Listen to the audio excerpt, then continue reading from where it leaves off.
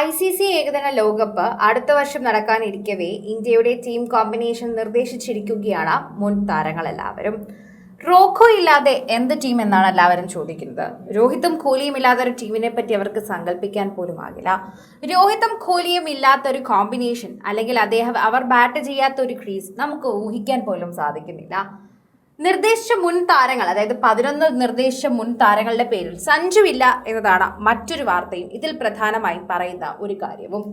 ICC ഏകദിന ലോകകപ്പിൽ അടുത്ത വർഷം നടക്കാനിരിക്കുന്ന ഇന്ത്യൻ T20 കോമ്പിനേഷൻ നിർദ്ദേശിച്ച മുൻ താരങ്ങൾ എല്ലാവരും എത്തുമ്പോൾ സഞ്ജുവിന്റെ പേരും പലരും പറയാതെ പോകുന്നത് തന്നെയാണ് ശ്രദ്ധിക്കുന്ന ഒരു കാര്യങ്ങൾ.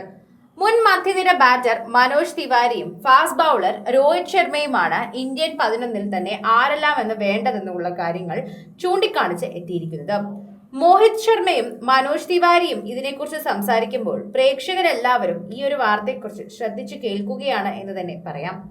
അവരുടെ വാക്കുകളാകുമ്പോൾ അതിനൊരു കൃത്യതയുണ്ടാകുമെന്ന് തന്നെയാണ് എല്ലാവരും പ്രതീക്ഷിക്കുന്നത്. വ്യത്യസ്ത 11നെയാണ് രണ്ടുപേരും തിരഞ്ഞെടുത്തിരിക്കുന്നത്.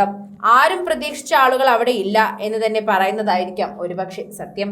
കഴിഞ്ഞ T20 ലോകകപ്പിലെ ഹീറോയും മലയാളി സൂപ്പർ താരവുമായ സഞ്ജു സാംസൺ 2 ടീമുകളിലും ഉൾപ്പെട്ടിട്ടില്ലെന്നതാണ് എടുത്തു പറയേണ്ട ഒരു കാര്യം. ശരിക്കും പറഞ്ഞു കഴിഞ്ഞാൽ അത് കൃത്യമായ ഒരു കാര്യം തന്നെയാണ്. എന്നാൽ ഫിറ്റ്നസിന്റെ കാര്യത്തിൽ ആശങ്കയുണ്ടെങ്കിലും ഇതിഹാസ ബാറ്റിംഗ് ജോഡികളുടെ മുൻ ക്യാപ്റ്റന്മാരുമെല്ലാം രോഹിത് ശർമ്മയും വിരാട് കോഹ്ലിയും 2 ഇടം പിടിക്കുകയും ചെയ്തു. മറ്റാരും ശ്രദ്ധേയമായ കാര്യം മിന്നുന്ന ഫോമിലുള്ളത് ഇഷാൻ കിഷനെയാണ്. 2 ടീമിലും ഇത് ഉൾപ്പെടുത്തിയിട്ടുമുണ്ട്.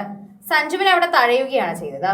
പരിചയസമ്പന്നനായ സ്പിൻ ബൗളിംഗ് ഓൾറൗണ്ടർ അക്ഷർ പട്ടേലിന് 2 പേരും ഇന്ത്യൻ ലൈനപ്പിൽ നിന്നും മാറ്റി നിർത്തിയപ്പോൾ ഫാസ്റ്റ് ബൗളർ മുഹമ്മദ് സിറാജും അവഗണിക്കപ്പെടുകയായിരുന്നു ഈ ടീമിൽ കാണപ്പെട്ടത്. സൗത്ത് ആഫ്രിക്കയടക്കം 3 രാജ്യങ്ങൾ സംയുക്തമായാണ് അടുത്ത ICC ഏകദിന ലോകകപ്പിന് ആതിഥേയത്വം വഹിക്കുന്നത്.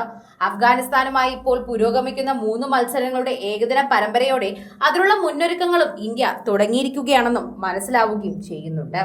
ആദ്യ 2 കളിയിലും ആധികാരികമായി ജയിച്ച ശുഭ്മൻ ഗില്ലും സംഘവും പരമ്പരയിൽ 2-0 അപരാജിത ലീഡും നേടിക്കഴിഞ്ഞു. ആദ്യ മാച്ചിൽ 7 വിക്കറ്റിന് രണ്ടാമത്തതിൽ 170 റൺസുമാണ് അഫ്ഗാനെ ഇന്ത്യ മുട്ടിച്ചത്.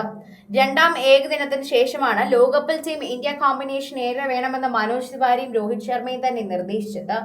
ഹർദിക് പാണ്ഡ്യ എന്റെ ഇന്ത്യൻ 11-ൽ ഉണ്ടായിരിക്കും, പക്ഷേ അത് ഫിറ്റ്നസിന്റെ കൂടി അടിസ്ഥാനത്തിലായിരിക്കുമെന്ന് തന്നെയാണ് അദ്ദേഹം വെളിപ്പെടുത്തുന്നത്.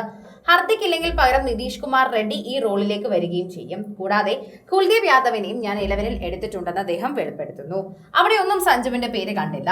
കാരണം നിങ്ങൾക്കൊരു റിസ്പിനറെ ആവശ്യമെന്നുള്ള കാര്യം കൊണ്ടാണ് കുൽദീപിനെ എടുത്തിട്ടത്. സൗത്ത് ആഫ്രിക്കൻ പിച്ചുകളിൽ ഒരു ഫിംഗർ സ്പിൻ നമുക്ക് ആവശ്യമില്ല എന്ന് തിവാരി വ്യക്തമാക്കുകയും ചെയ്തു.